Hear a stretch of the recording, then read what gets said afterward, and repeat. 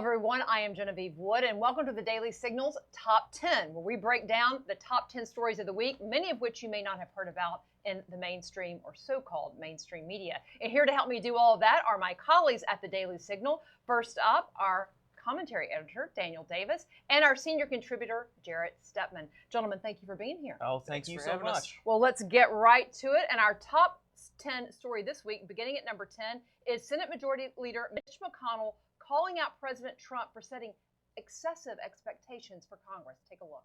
And part of the reason I think that the storyline is that we haven't done much is because,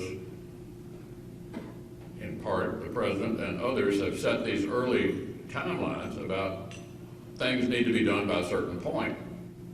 Now, our new president had, of course, not been in this line of work before, and I think had excessive expectations about how quickly things happen in the democratic process. So there you have Senate Majority Leader Mitch McConnell. Of course, the president also tweeted out this week that Mitch needs to get back to work and repeal and replace Obamacare. Jared, I'll begin with you. What do you make of this back and forth? Well, I actually kind of find it a little ridiculous from McConnell's perspective. I mean, he said that essentially Trump had too high expectations, excessive expectations were his words. And I have to say, you know, McConnell set these expectations himself. Republican leadership set these expectations that, look, there'd be Obamacare repeal, that we'd have tax reform by this point. This was in their 200-day agenda. If we just had control of Congress and the Republican president. So it's a little odd to me to see the Senate Majority Leader say, well, you know, the expectations were just too high to get things done, and we should just kind of wait things out. To me, that seems a bit unfair. But Daniel, President Trump did set some what McConnell would say are artificial deadlines. You've got to do this in 3 months or 6 months or whatever the exact dates were. Do you think that was a problem, or is he just getting Washington on a schedule the way the rest of the world works? Yeah, I don't know if the deadlines were. I mean, there was this very ambitious legislative calendar. They wanted to do health care and then tax reform and some other things. So if you wanted to get it done before the campaign season starts in 2018, you needed to get some things done. I think that the truth is Congress gets what it wants. Leadership gets what it wants. We saw this. We saw this when Export-Import Bank was out and they brought it back.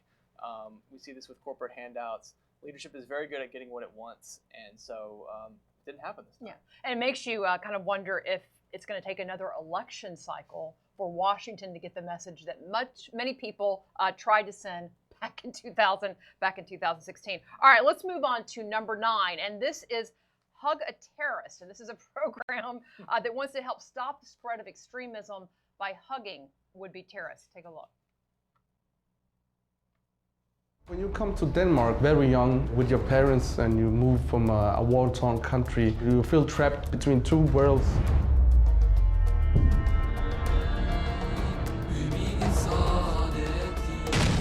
In my mind, I was like, they treated me as a terrorist. If they want a terrorist, they will get a terrorist. At this point, they told me that he was in Syria, that he was with Daesh, and he was martyred. He was dead? Yeah. So you called them directly? Yes, and invited them to come to the police station for a chat, so they could get some kind of help having a good life here in the city. Do you think it's a bad example? It is. Go out and be jihadis, you will get a lot of privilege from the society. That's wrong, in my opinion. We should persecute them, not reward them. So is Denmark on to something that the rest of us should be trying out? Daniel, what do you think? They're on to a very bad idea that won't work. Thinking that you can prevent people from becoming terrorists by hugging them or treating them a certain way, it assumes that terrorists don't have real reasons, real motivations to become terrorists, and that those reasons are not just that people weren't nice to them. This reminded me of the Norwegian terrorist a few years ago who killed like 77 people, and he got a really cush like prison cell, and he's like living in luxury. This is the kind of idea that if we just treat people nicely from a government perspective, have policies that are very generous to people, then they won't become terrorists, and that's just not true.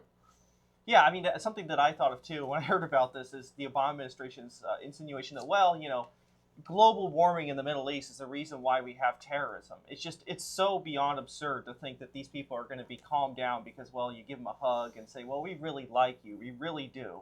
That will stop these terrorist incidents, which have happened at an incredible rate in Europe, is beyond absurd, and I think certainly is deserving of mockery. Yeah. Well, and especially when, I mean, some of these folks have said, well, we felt ostracized here or singled out, but in many cases, these communities have chosen to pull themselves out of mainstream society in London and a lot of other places and created their own safe spaces, if you will. Frankly, sad people don't blow up, 100 other people. They deal with it in other ways, and to say that these people are sad, therefore they're going to gun down people and murder them, I think it underestimates the power of terrorism and the ideology behind a lot of these terrorists when they do commit these acts. So I think it's underestimating the ideology of the terrorists to say, well, we can just create some government program to hug some guys and tell them they're all right, and that'll take care of these things. It's beyond absurd. And it's important. Sorry, it's important to note that people can change through genuine interaction on an individual basis. People, extending kindness, building friendship, but when it's a government program that says we're just going to give you amnesty or something like that, that's not how it works. I have a feeling that President Trump isn't going to introduce this idea anytime soon. All right, let's go to story number 8, and this is about Walt Disney, Disney World, and all their properties, and whether or not they are allowing their apps to spy on children. There's a lawsuit going on here. Jarrett, what do you think? Oh, this is quite unbelievable. It's one of those fears that Americans have of these big companies spying on them and stealing their information. Of course, this case, it's actually their children who, frankly, don't have any consent. Mouse. The mouse. This guy right here is practically a tyrant. So it's quite frankly, it's absurd that Disney would go through with this, and it's really, I guess it's something that we have to kind of accept as a society that there is in this age of the internet.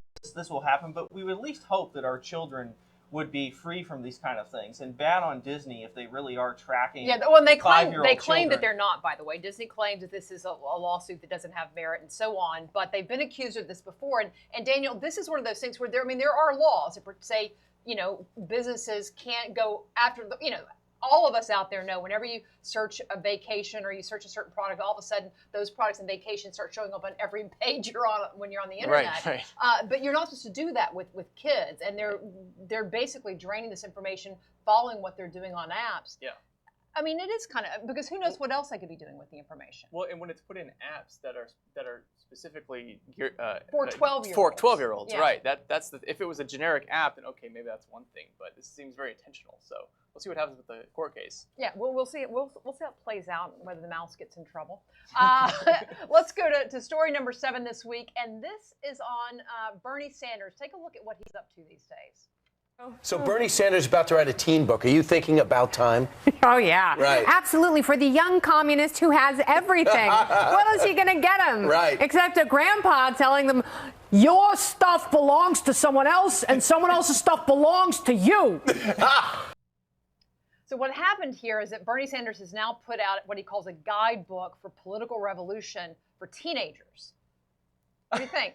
I mean, it actually mirrors. There was another book that came out earlier this year that was called Communism for Kids. And, this is kind of this communism, socialism chic that's come out is, well, we can put a happy face on socialist revolution. Let's put Bernie's face, and they have a very clever graphic of him with his hair and his glasses. So it really kind of makes it kind of trendy and cool. But, let's be frank. He did well among college students. And he did very well against young people. Many of whom, may not even remember the days when socialism was the dominant, force in the Cold War. I mean, so not that Bernie is suggesting that we go to Soviet-style communism, but I mean, certainly there are overtones in this book that, well, socialism is great and progressivism is great. And so, frankly, I think there are other books that have laid out why these revolutions have failed in the past, and I think that those are worth paying attention to. Unfortunately, there will probably be a lot of college students that get assigned this textbook in their classes, but he could be the new Karl Marx, right? That's right. Here's the modern day version, right? That's right. All right. Make sure that we'll check your child's library at school and see if they've got this on the shelves. All right, let's go to number 6, and something that's happening that's kind of scary in Cuba. Take a look. State Department officials say the department has expelled 2 Cuban diplomats from their country's embassy here in Washington. It's in response to a series of incidents that left American diplomats in Cuba with physical symptoms. Officials tell the Associated Press the symptoms include potentially permanent hearing loss. The AP says Cuba may have placed sonic devices that produce non-audible sound inside or outside the residences of several embassy staffers with the intent of deafening them. The Americans eventually came home. There's some really odd stuff happening there and scary. Daniel, what do you make of this? Well, you know, when you have 5 or so diplomats stationed there going deaf, it's remarkable. You have to wonder what would Cuba get out of this? I don't quite see the rationale. It looks like the most likely thing that happened is that Cuba, obviously we can't draw conclusions, but you know. Oh, we can. Go ahead. I mean, well, I did read that there's one. You know, some people think maybe it was a third party, maybe Russia inserted it to make it look like Cuba did it. But it's tragic for those guys who went down there and got deaf. So. Yeah, it really is. I mean, Cuba does have a duty to protect diplomats that come to their country. I mean, this was this big deal by the Obama administration to bring Cuba and the United States into closer relations. And the first thing that happens is our diplomats get seemingly targeted and have gone deaf. I mean, they've frequently been harassed by the locals and by the government. And, what does this say about, the new birth of Cuban and U.S. relations if frankly, within the first few years, our diplomats are being targeted in really a terrible way? To make somebody go deaf like this is a really awful thing to do to an individual. It really, frankly, doesn't show a whole lot of confidence in these newfound relations between the two countries when this sort of thing is going on. Yeah, when they call it normalizing of relations, there's nothing normal about this. All right, we'll continue to follow that story. Let's now go to number 5. And this is another debate over bakers not wanting to bake cakes for people, but this one is about a pro-Trump cake. Take a look at this. I'd like to read you a letter from 9-year-old Dylan. My name is Dylan Harbin, but everybody calls me Pickle. I'm 9 years old and you're my favorite president. I like you so much that I had a birthday about you. My cake was the shape of your hat. Okay, so there you had Sarah Huckabee Sanders reading the letter, basically this little boy to the president saying, I really like you and I wanted to have a birthday cake that, resembled you. It was actually the red hat. But Daniel, what happened here? Well, the kid was going to get a cake made after Trump's, you see it right there, made after Trump's hat. But none of the bakers in his town would bake the cake for him, which is interesting because we've heard a lot in the news lately about bakers not wanting to bake things. Usually they get sued by the ACLU because it's gay couples wanting a cake made for them. And they use basically similar reasoning, yes. Did they not? That this violated their beliefs their conscience, right? And so here bakers did the same thing, and the thing to highlight is maybe we don't agree with them politically, but they have the right not to provide a service or a good that goes against their own conscience. And so, why is the ACLU not screaming over this? That's a very good question, and one that I believe that probably Alliance Defending Freedom and many of the others who've been defending these other Christian bakers are probably going to bring up when that particular case comes before the Supreme Court. Well, happy birthday to little Dylan, also known as Pickle. Anyway, all right, let's go to number 4. Earlier this week, the New York Times had a bombshell story about this climate report that was out, but as it turns out, the story had been out, or at least the evidence, for some time. Jarrett, what's going on here? I mean, this was a big, fake news, frankly, story from the New York Times. This really was fake news, and the New York Times didn't check its facts on this story. They tried to insinuate that the Trump administration was bearing facts about climate change in this report that they say they obtained for the first time. Well, this report actually been released months earlier. It had been released in January. Even the scientists came and said, no, this has been out here for a long time. New York Times had to issue a correction, which I honestly don't think was enough. They put this at the bottom of the story. The whole story was just this whole giant concoction of how the Trump administration is coming down on science. The whole story was about this. It was fake. New York Times puts one little correction at the bottom, and frankly, it's egregious because they had all kinds of sources saying, well, Trump may stifle this. well, how are they stifling it? This is public information. What could they do to keep this information of this climate report out? So, frankly, it's egregious reporting by the New York Times, and I'm sure the president will have a few things to say about this. watch your Twitter feed, everyone. All right, let's go on to number 3 on this story out of Chicago, and Rahm Emanuel there in that city saying they're a sanctuary city and they're going to sue the Trump administration. Take a look at this. The Trump Justice Department has announced new restrictions on burn grants and is asking the city of Chicago, in my view, to choose between our core values as a welcoming city and our fundamental principles of community policing. It is a false choice and a wrong choice. Chicago will not let our police officers become political pawns in a debate. A city increasingly known for its crime wants to seem to bring more of it on itself. What is going on in Chicago, Daniel? Yeah.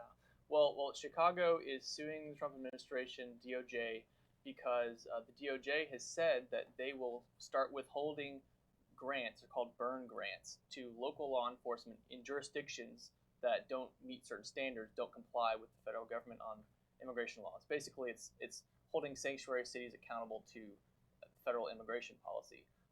So what they're doing in this lawsuit is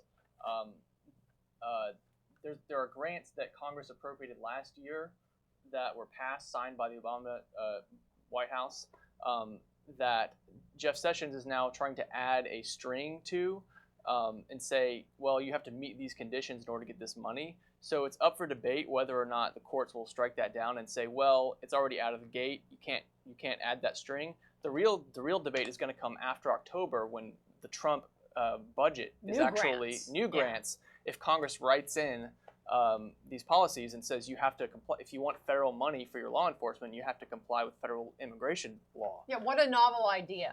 We have these are federal dollars, and you want to use them to do things the federal government and ostensibly the people who voted that government and behind them have asked you to do. Yeah. Makes no sense. But, a lot going on in Chicago makes no sense, so we're going to leave that one there. Let's go to our second top story of the week, and this one out of California. You probably heard a lot about the finanglings at Google and a leaked memo there. Here's a clip of a commentary actually I did earlier this week on it, and then we're going to talk about it. Google's a private company and has every right to fire an employee it deems not in line with its mission or its culture.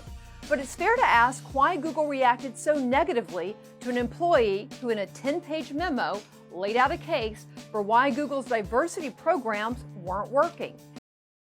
Now, Jared, as we have stated, and you and I have talked about this, we believe Google had every right to fire this guy. If you got their private employer, whether or not they should have done it, it's a different story. Why did they lose? I mean, they basically lost it within less than 24 hours. And said, this guy's got to go. It was amazing how rapid they responded to fire this guy over this, what was essentially an internal memo that he was, I would say he was almost doing his boss, trying to do his boss a favor. He was pointing out that the gender discrepancies within the company, which are real, he says, well, maybe we're looking at this thing the wrong way. I mean, and he added some facts and charts, which frankly, as somebody who works at Google, you would kind of expect. Right. And immediately the company came down on this guy. They fired him. They had a really wishy-washy reasoning for doing so. And frankly, it sends a chilling message for anybody who works in Silicon Valley, who works for one of these big companies. Can you speak honestly and frankly about something that may touch a political issue that's not politically correct? I mean, what does that say to future workers at Google? Right. Can we have an honest discussion about things based on facts and science? I mean, this is what Silicon Valley is, you would think, all about. Well, now people are going to be punished for this, and they're going to lose their job. This man was one of their top scientists. Well, and Daniel, he makes a point at the end of his memo. It's like, we can't have an honest debate. We're really never going to be able to solve the problem. And the reality is that if you look at the numbers in Silicon Valley, despite all their, safe spaces and all these programs they put together to recruit more women and recruit minorities, their numbers are pretty pathetic in that area. And I'm not saying that they should have artificial numbers and quotas, but by their own standards, they're failing. He makes a few suggestions, like maybe we should try other things. Right. And they go ballistic. Right. When you can't speak the truth, or at least the truth as you are seeing it at the best of your knowledge, if that gets you fired, then what hope is there for really ever having an open discussion about improving and actually getting more of the end result, what Google wants, more diversity? Well, he's saying, hey, here's maybe another way of looking at how to get more diversity. and they're saying, no, we don't like your facts, or at least your interpretation of facts. So, openness is important. I think it just shows, sadly, how polarized, things have become. And, a company like Google is operating this way. As you noted, they have the right to do that, but conservative companies, hopefully they'll be able to operate according to their standards as well. It seems like a lot of closed-minded tolerance out on your area there, Jared, the left coast. All right, let's get to our top story of this week, and that's what's happening in North Korea. President Trump has said if North Korea does a wrong thing, they're going to see some fire and fury. Take a look. They will be met with fire and fury like the world has never seen. He has been very threatening beyond a normal statement. And as I said, they will be met with fire, fury, and frankly, power, the likes of which this world has never seen before. Thank you. Now, no doubt many of you saw that clip because the news media, they just played it over and over. We've never heard a president talk like this, right? Well, maybe that's part of the problem. But the reality is, what he said, people are now catching up to. I think it was Colin Powell, that great warmonger, who said years ago that, if North Korea were to pull something like this, we'd basically turn them into a parking lot. I don't recall them playing clips like that back in the day. Daniel, who's going to win this battle, do you think? Well, some folks like John McCain have said, you got to be careful that your actions can match your words. And so Trump is kind of going out on a limb here, and will he be able to match that? But so far he's matched everything with his actions. He bombed Syria when they had a chemical weapons attack. They've been doing drills in South Korea. So I would not put it past Donald Trump to act on this, especially, there was a video that was kind of resurfaced this week, Trump speaking in 1999 as a potential presidential candidate, saying that we need to go after North Korea before their nuclear program becomes a real threat. And here we are 25 years later, so, and their nuclear program's a real threat. Right. So if anyone's words are credible on this, I'd say it's his. Yeah, a big part of this, too, is, people should remember that in the mid-'90s, the Clinton administration created this mess. They had this big deal with North Korea. We were kind of given promises, well, they're not going to have the bomb. It shows you kind of what's going on with the Iran deal. They are pursuing nuclear weapons. We already have to deal with the North Koreans, which is a major issue for foreign policy. It scares our allies. It's a legitimately scary thing for people who live near North Korea. But we're going to have to worry about this with Iran, too, if things aren't stopped there. Is this our future? We're going to have rogue regimes that can intimidate free countries and those and their neighbors. So, I think that's something that also has to be known in this. I realize, people say, oh, Trump is just going overboard and talking tough. Well, this is where we have to be now because of what North Korea has become. So I just like to point out to the people in the past who said, well, things will be okay. Well, now maybe they're not. And now we have a president who's going to talk tough. Well, and you brought up a very good point of, people have already said that there are striking similarities to the deal that Clinton made with the North Koreans, which said, well, let inspectors leave. You disagree to this, why, and that. It's exactly not exactly, but very close to what happened here with the Iran deal. And we'll help you just with your energy sources. You're not really using uranium in it. And of course, what they were doing behind the scenes, what North Korea doing was building ability to have nuclear weapons. Final question for you guys on the Guam situation. You think that's a real threat from North Korea? I don't think it's a threat. Honestly, first of all, their nukes haven't been exactly accurate that they've launched. And Guam is a tiny country in the Pacific. I kind of doubt their abilities to hit anything. And frankly, I don't think anything's going to happen. I think there have even been stories about the South Koreans. They're not worrying. They're not panicking. I think there's a lot of their local San Francisco papers are saying, well, we're going to do duck and cover drills and get people prepared. I think that's a little bit too much. I think that, frankly, I don't think anything's going to break out with North Korea. Obviously, it's something that for our military people to be very concerned about and to be thinking about, and I'm sure they do. I'm sure it keeps them up at night. But for the people who live on Guam and the people who live in South Korea, I think things will be fine. Yeah. Well, in the past, North Korea has always used these threats and their advancements in technology to get concessions. So they haven't actually gone out and made big attacks. Obviously, we don't know for sure what will happen in the future. It all depends on how. Because they're not getting concessions right now. They're not. Get even more sanctions. They're getting the opposite. They're getting UN sanctions. So it all depends on how rational this new leader is, Kim Jong-un. How rational he is, and he wants to keep power, but he's also not experienced, and maybe he has an ego trip, and him and Trump get into an ego thing, and you have to hope that cooler heads prevail. Well, bad actor, no doubt about that, which is one reason our military has to be prepared. The last plug I'm going to put in before we say goodbye is to check out the Heritage Foundation's work on missile defense, because while we have a missile defense system, unfortunately, it is not set up in a way that if a missile came from anywhere in the world, we'd be able to knock it out of the sky. And North Korea is one of those areas where we might not be able to take out missiles depending on where they were aiming and shooting them. So that's something that Congress needs to get their heads around. All right, everybody, thank you very much for being here. Greatly appreciate it. And thank you all for watching us here. We hope you will tune in next week for our weekly top 10. Have a great weekend, everybody.